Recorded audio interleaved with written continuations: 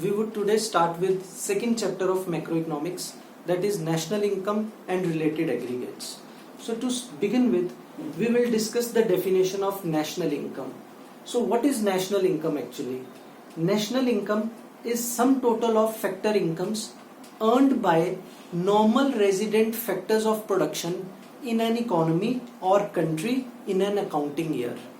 So students, here in the definition of this national income, we would focus on two concepts that I just discussed with you, that are number one, factor incomes, and number two, normal residents. We need to understand these two concepts. Number one, factor incomes.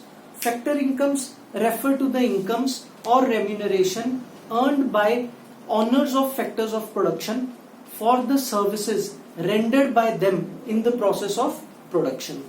Now, what are these factors of production?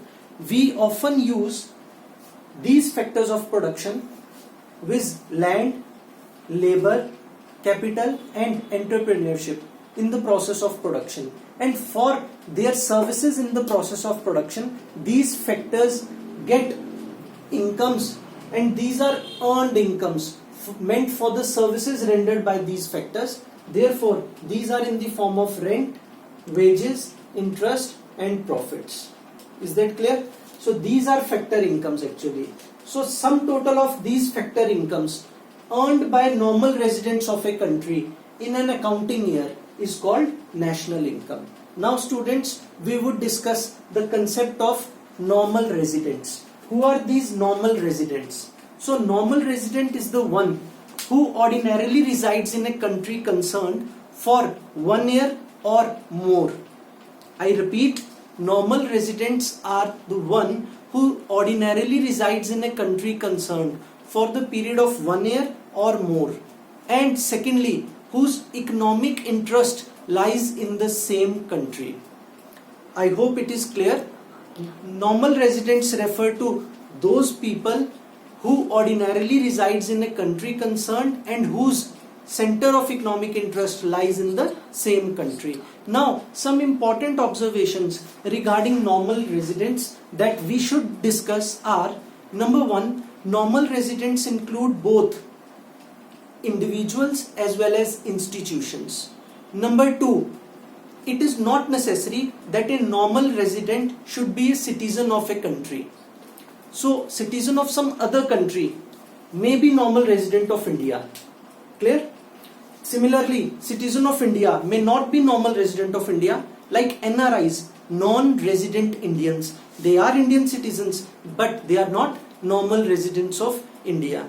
Similarly, a Pakistani singer, say Atif Aslam, he is citizen of Pakistan but normal resident of India, since he is residing here for over 1 year and his economic interest lies in India. That means major part of his economic activities take place in our country.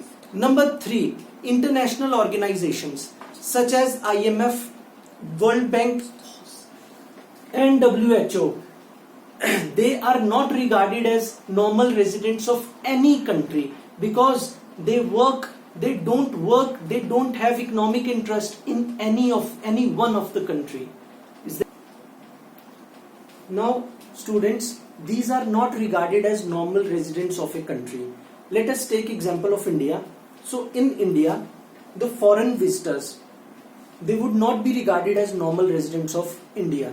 Similarly, crew members of foreign vessels. Vessels means ships. So ships from abroad and the crew members coming along, they are not regarded as normal residents of India.